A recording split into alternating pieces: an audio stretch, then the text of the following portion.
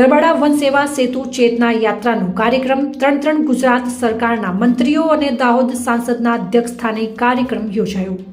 તારીખ 21ના રોજ વન સેતુ ચેતના યાત્રાનો કાર્યક્રમ ગરબાડા ખાતે યોજાયો હતો। આ કાર્યક્રમની શરૂઆત દીપ પ્રગટાવીને કરવામાં આવી હતી। વન સેતુ ચેતના યાત્રામાં પધારેલા મોઘેરા મહેમાનો વન મંત્રી મુકેશભાઈ પટેલ, શિક્ષણ મંત્રી કુબેરભાઈ ડિંડોર અને રાજ્ય કક્ષાના કૃષિ પંચાયત મંત્રી બચુભાઈ ખાબડ, પૂર્વ કેન્દ્રીય મંત્રી અને દાહોદ સાંસદ જસવંતસિંહજી ભાભોર તેમનું શાનદાર સ્વાગત કરવામાં આવ્યું હતું।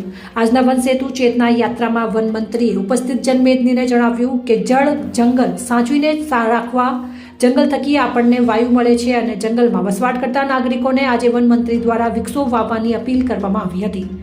આજના સેવા સેતુ ચેતના કાર્યક્રમમાં કૃષિ પંચાયત મંત્રી બચુભાઈ ખાબડ દ્વારા જનમેદનીને જણાવ્યું કે કાલે રામ મંદિરની પ્રાણ પ્રતિષ્ઠા થવા જઈ રહી છે, ત્યારે કાલે સવારે ઘરે ઘરે દીવડાની જ્યોત ચલાવવા માટે જનમેદનીને જણાવ્યું હતું।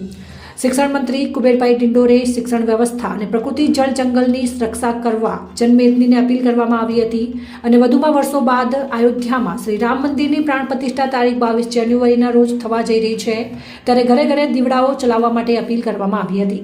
આજના વન સેતુ ચેતના યાત્રામાં મોટી સંખ્યામાં વન્ય કર્મચારીઓ, તમામ દાહોદ જિલ્લા વહીવટી તંત્ર, પોલીસ વિભાગ, ધાનપુર તાલુકાના લોકો મોટી સંખ્યામાં વન સેતુ ચેતના યાત્રામાં જોડાયા હતા। સંવાદદાતા ચંદુભાઈ મોહનિયા, દાહોદ।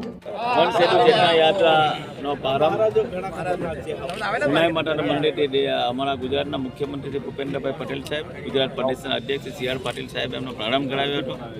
આ યાત્રા ઉમરગામથી અંબાજી સુધી જ્યારે નીકળી છે ત્યારે લગભગ 14 જેટલા જિલ્લાઓમાં તેને પાસ થશે અને આ યાત્રાની અંદર ખૂબ મોટી સંખ્યામાં અમારા આદિવાસી લોકો સૌ જોડાયા છે। PM જન્મની યોજના એ લોકો સુધી પહોંચાડવાની અમારે આ યોજના છે। સાથે સાથે વન સેતુ ચેતના યાત્રાની અંદર વનવાસી ભાઈઓ જે રીતે વનની અંદર કામ કરે છે, સવારથી લઈને વન વિભાગના કર્મચારી સાથે રહેવાનું હોય છે, બંને વચ્ચે નાની મોટી ટસલો થતી હોય તો આ બંને વચ્ચે એક મનમેળ સેતુ જામે એના માટે આ યાત્રા કરી છે અને વનની અંદર એક નવી ચેતના જાગે।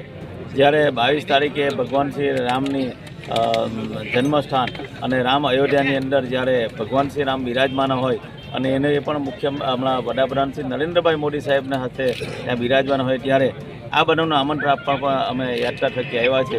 તમામ દેશના લોકો, તમામ ગામના લોકો એ દિવસે ઘરની અંદર પોતાના દીપોત્સવ કરે, ઘરની અંદર રંગોળી પૂરે, ઘરના તોરણ બાંધે, મંદિરોની સાફ સફાઈ થાય, એક અમે સકારાત્મક વાત લઈને લોકો સમક્ષ આવ્યા છે અને ખૂબ સારો પ્રતિસાદ આ વિસ્તારની અંદર મળી રહ્યો છે।